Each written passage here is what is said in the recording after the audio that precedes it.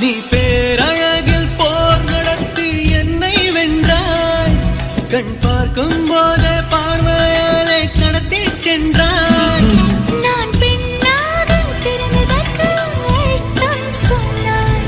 முன்னறியாத வெட்கங்கள் நீயே தந்தாய். என் உலகம் தனிமை காடு.